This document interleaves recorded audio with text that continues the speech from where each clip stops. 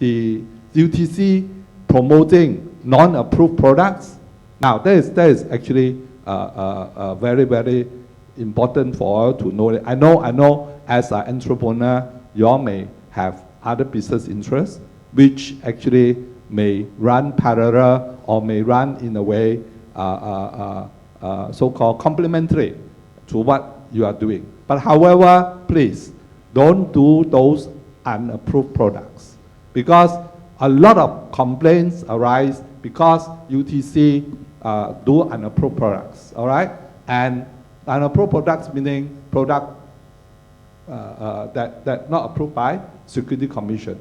And I think that when there is such a complaint, really the UTC will get the guilty sentence. Reason being, because as a representative of the FIMM, a registered person, you only allowed to promote those approved products, all right?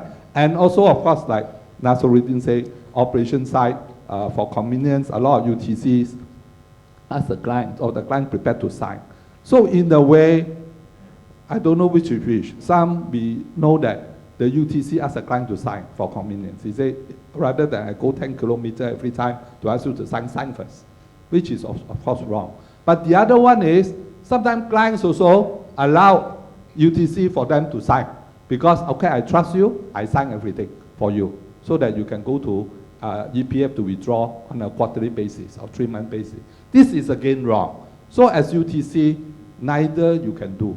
You can't ask the client to pre-sign it. Neither, if the clients volunteer to pre-sign it, also you must accept it.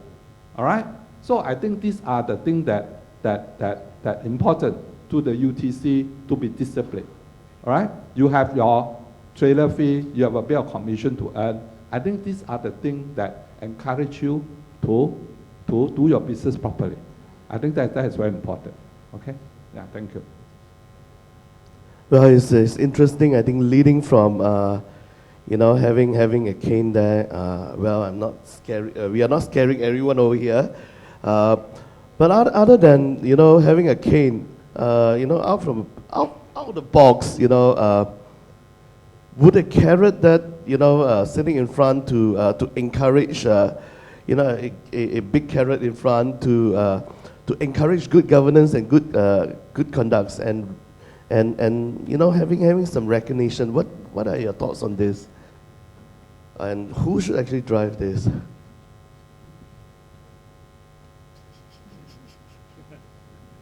Sorry, your question.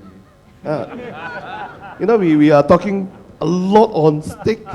How about carrot? Paul, if I may add, maybe the organization, the organization which has the unit trust consultants and all, maybe they could have an award or recognition, or something that actually says that, oh, okay, this person has a clean record for a number of months or years or whatever. Give them something, give them some incentive or a trip or something, Yeah. to encourage good behavior. That is a fantastic suggestion.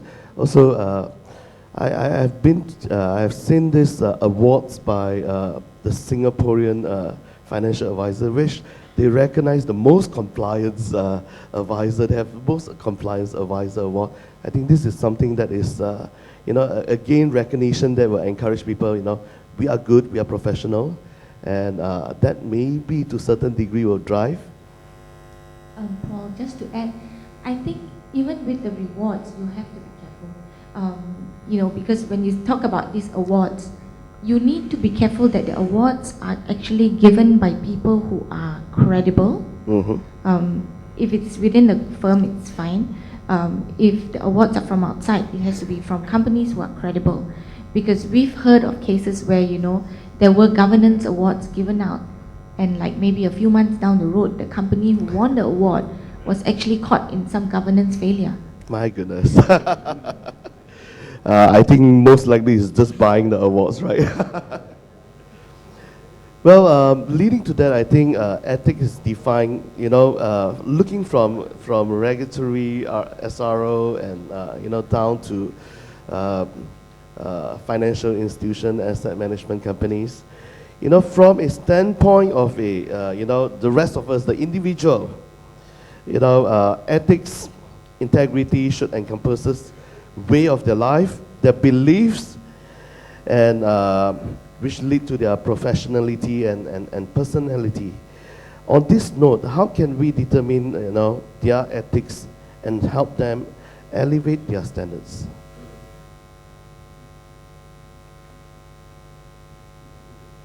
I think, as I mentioned earlier, ethics is a very subjective term. We can't regulate the behavior of the players. But what we hope to do is to actually we emphasize again and again, proper behavior, disciplined behavior goes a long way. All right, number one. Number two, after we are in the business of trust, I think it's important for all the players here to gain the trust of the investors. And gaining trust is not 1 day or 1 hour talk to the investors. It takes a long time. It takes continuous surveys. A lot of players or a lot of consultants is like transactional. I think it shouldn't be transactional. I think it has to behave like a banks. You see, banks, institutions have been thousands of years, and you can see that investors keep on putting money into the bank. And now our job is to make sure that we have a good industry to attract this money out for us to manage. And I think this is how it goes, and I think it's important for us to regulate our behavior towards that one. So we should gain the trust for long-term growth of the business, your business, and also for us, the industry. Yeah, thank you. Gillian? I think ethics is something which you cannot teach a person. Ethics is something which is within a person, and it's something that is nurtured from young. You know, being ethical, having integrity, these are values which, you know, your parents and your grandparents would actually inculcate in you since a young age, and telling you, okay, you must do what is right, you must not do this, you must not do that. And having said that, you know, ethics has a lot of room in the whole space of corporate governance. What we teach in our program, this professor from Harvard came out with this triple lenses. He says that when you are making a decision, there are 3 things you need to think about. One is financial, one is legal, one is ethical. And if you draw the 3 circles, this section where all the 3 circles meet is where the best decision would lie. Where you have met the ethical point, the ethical standard, you have met the legal requirement, you've met the financial, you know, whatever requirements. So it's not easy to make decisions ethically, because sometimes an ethical decision may be a costly decision. But, you know, you will have to see how you could actually put financial, ethical, and legal together to make your decisions in actually whatever you're doing. I think that is interesting, you know, striking the balance, striking a balance. You know, sometimes, how do you actually address this when, you know, ethics, cost, you know, bottom line here, how do you juggle that? I think it's maximizing it. You know, which can you live without? Or which do you really want to live with? Is the ethical part more important, or the finance? You know, but having said that, if finance, how much more? You know, so it varies actually according to the person. It varies according to the organizations. Would greed and fear, two vast different emotion, would have, you know, impacted, you know, the decision that the executive or individual make in terms of, you know, being ethical and making more money? Definitely, greed and fear, I think, would play a role. That's why, you know, when we started off, we talked about not having too high an incentive and not having too difficult a KPI, because the want, the greed for more would actually drive people to become less ethical. If a person can be driven to become less ethical. That's why ethical standards are actually something that's within the person. Very good review. Over and this, leading to my next question. You know, on a corporate level, on your corporate level, the industry welcomes suitability assessment, which was introduced recently. But I think on the ground, you know, what are the outcomes on UTC and their reaction from the clients in achieving these desired results from all stakeholders? You know, last but not least, you know, should we need to fine-tune it? Okay, thanks, Paul. So basically, in terms of the implication that you asked to our consultants, basically, from the looks at it, I feel that basically it has enhanced the level of professionalism amongst our consultants because they have to go through the rigorous part of the suitability assessment on the investors' side. Yeah. Of course, in the initial stage, there are some resistance, but in terms of whether we need to fine-tune the suitability assessment and all that, whether it might be possible for the suitability assessment to be standardized amongst the industry players, I think let it be as such for the time being, because it's quite a new requirement.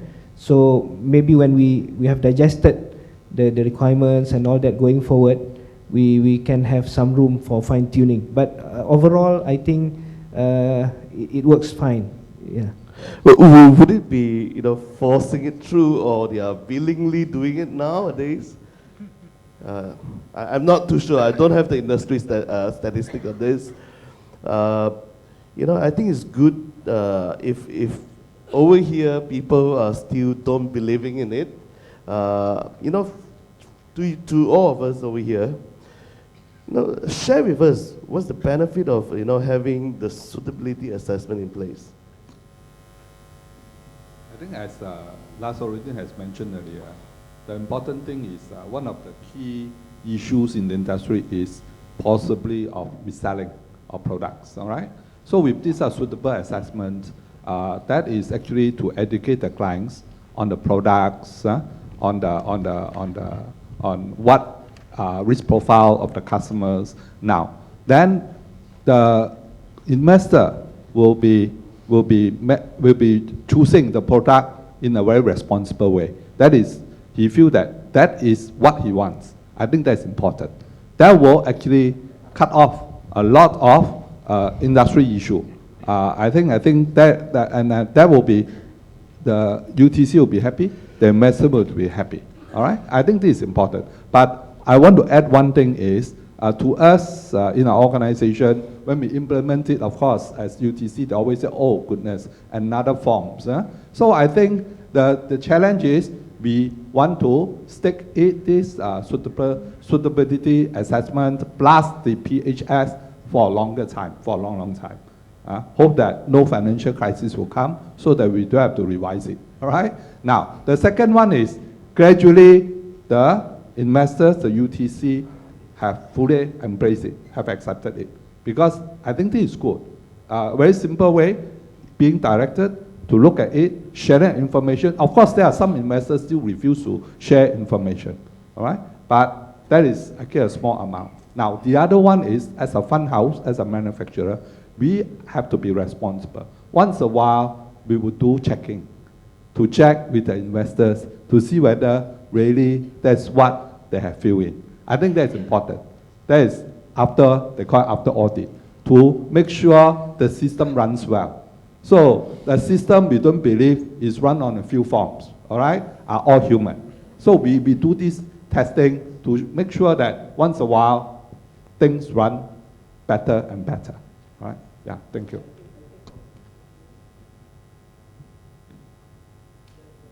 Just to add, in terms of that requirement, from the investor's point of view, I think that they feel appreciated because they now feel that their needs and requirements are looked after by the consultants, looking at the various suitability assessment in terms of the risk profile of the investors concerned and so on.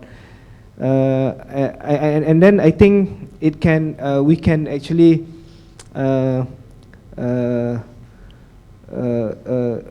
basically reject the perception of our consultants previously that sales and more sales, and disregard the investors' needs and requirements. I think with that kind of requirement, that kind of perception can be avoided going forward. Yeah. Well, thank you very much, fellow panels. I've been working for the past 1 hour. Instead of me asking all the questions, I'm going to open to the floor. You know, any question that you want to channel to our fellow panel speakers over here.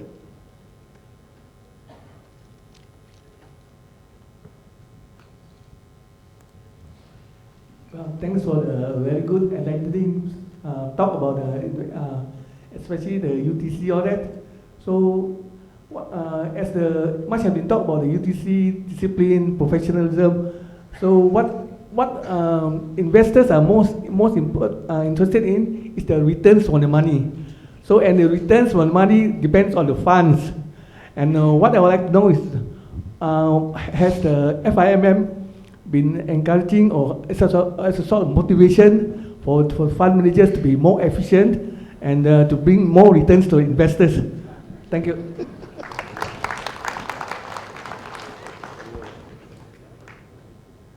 Okay, surely. But just to clarify, FIMM means we are looking after the distributors. We are not so much looking after the fund managers yet. But of course, we are part of it, all right? Fund managers have this association of Malaysian asset managers.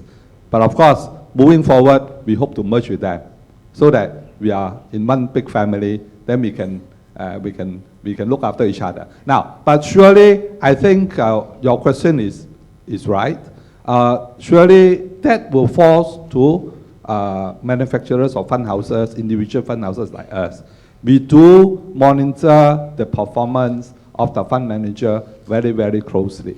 As I always tell my investors, fund managers are not God, neither are they semi-God of money. All right? They are all humans like us. They also have non-performers fund managers. Am I right? Just like every one of us. So I think they need to be monitored. They need to be more closely followed. All right? But to be fair to them, of course, they have to manage within their mandates. All right? Some mandates are just simply the industry-wise or global financial-wise, they fail. So the performance probably could be a bit affected. All right? But what we see is the recovery. What we see is those stocks or bonds they have bought. See whether any rubbish is inside. I think that is very, very important. So we do follow very closely of the fund managers. So association is our umbrella to look after the interest. But I think fund houses like us, we will be the one individually look at that. I think that is more important. All right, thank you. We have been talking about caning UTC. How about caning the fund managers? Just kidding. Paul, I think just to address that question, I think it goes without saying that performance actually plays a vital role in attracting people to invest. Yeah? So even EPF, for that matter, is also very concerned in terms of the EPF when they select funds to be under the list of EPF approved funds. Yeah? So I think the fund managers are actually working very hard to ensure that basically they can perform, they can give or provide returns to investors. Yeah? Sometimes the funds do perform well in terms of positive returns and all that, but when we compare with peers, or others are doing well as well. So that's the challenge for the fund managers to compete in the market. So yeah. I think to that, that will be the cane for the fund manager to perform, to make sure, they don't lose investment, there's no outflow, to make sure, they do well, so people will continue to invest with them and more people investing with them. Well, I subscribe to this concept, and I think it's quite relevant is, investor want one thing, don't lose my money. I think I myself have subscribed to it. But in reality, when market is down, all asset classes is down, you lose money. But a lot of times, which I find useful, is actually communicating to investors. Especially when market is down, when the fund is not performing, communicate to them what has happened. This is the reason why the underperformance and why you're in a loss position. Go back to your time horizon. You still have 5 years to go. 5 years, and concentrate on the fundamentals. I think communication is important. Yeah, once you communicate to them, I think they would understand it. You empower them to stay with you and continue investing with you. The worst thing to see is when there's underperformance, clients lose money, UTC run away so far. I think that is worse. Any questions? We're going to take one more. Can I just make one observation and put forward one question? My name is Rajan Devidas, and I'm with Mackerel Mutual Berhad. The observation is this. Right now, with the SC mandated suitability assessment form, every single one of us has to fill one out that's been approved by our company. We also have the PI form that was mandated by the FIMM. To a large extent, the two forms overlap. Is there any plan to integrate the form? Since the SC is our regulator, can we eventually see the PI form being done away with, so we at least have one less form to deal with? That's just a question.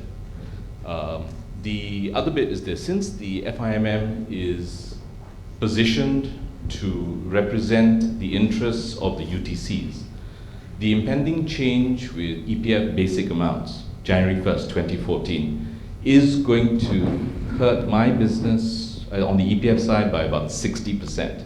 I presume there are a lot of people in this room who are going to feel pretty much the same way. Can we hear from FIMM's perspective what is being done to mitigate that drop in business? Thanks.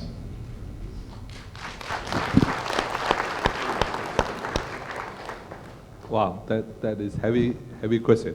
Okay. All right. I think it's a good question. Now, in the first question about the PI investment form, pre-investment form, and also the suitability assessment, I think if you ask my opinion, yes, we could.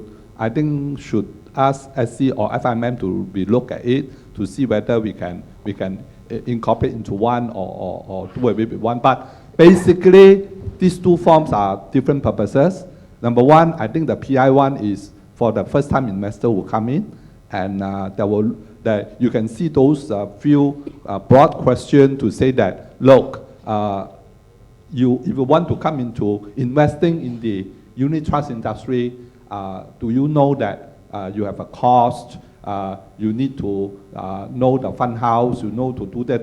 So those are more general questions. All right. What else suitable assessment is to the risk profile of the investor, to the suitable product they are being recommended to them, or they select them. I think these are two different things, but we can have a look at it, take your suggestion. Now the second question about EPF, I'm not in the industry development committee, all right? I'm in the disciplinary committee, all right? Okay. But on the other hand, I think there's a question. There is some proposal for the IDC in the FIMM to discuss this matter. If I'm not wrong, this matter may not have been discussed yet. But I think we should bring it up. I think it affects you, affects me, because EPF asks investors or contributors to save more. they save more, we don't invest more on our side. Am I right or not? I think there must be bound to be good reasons why EPF wants to do that. But I think we have to understand more, like Raj, what you say. I think we'll look into it. I'm a council member of FIMM. I hear your question. I think I'll bring back to discuss in the FIMM. Thank you. We will take one more question before we take a break. Sorry, my name is Danny from America, a committee member of the industry development, which I think I would like to add to this. We actually discussed about that. No worry, we are part of you. I mean, you are part of us as well. So whatever impact to the industry development, we will take care of you. We have actually immediately when the APF announced this, we already discussed it, and we called for a meeting on this. So very soon, we will engage the EPF. Hopefully, we have a positive response from them. Thank you. Thank you, Danny, for clarification. Thank you. Sorry, can I hop in for one more question? Please. Okay, thank you. My name is Leonard. I'm from Standard Financial Planner. We have talked about ethics, and I agree with what Gillian has said about it's a very personal thing. So my question here is, instead of caning UTCs, what can we do in terms of selection before they come into the industry? I know there are a lot of things that we could do. There are things in the forms, but how much are we all doing in terms of checking on their references? Should we be maybe even implementing personality tests to check on their ethics before they come in? Thank you. Thank you, Lynette. I think, yeah, personality tests, reference checks, these are all very, very important. We can never get it 100% right, because a person may be ethical all throughout his career, and then suddenly something may happen in his life that he may require money or something that could change a person, you know. So we can test as much as we can. And I think you are right to say that it is at that stage, before you recruit a person, that you really should do the test. You really should catch, you know, whether this person is suitable or not for that job. Well, just to add, basically to mitigate the risk of hiring unethical would-be consultants, I think kudos to FIMM in that they have a procedure to check the identity of the would-be consultants with the Department of Insolvency, so at least we can actually mitigate some sort of risk. Yeah. Yeah, thank you very much, everyone, especially the panel speaker, for working very hard for the past 1 hour. And ladies and gentlemen, let's give them a big hand.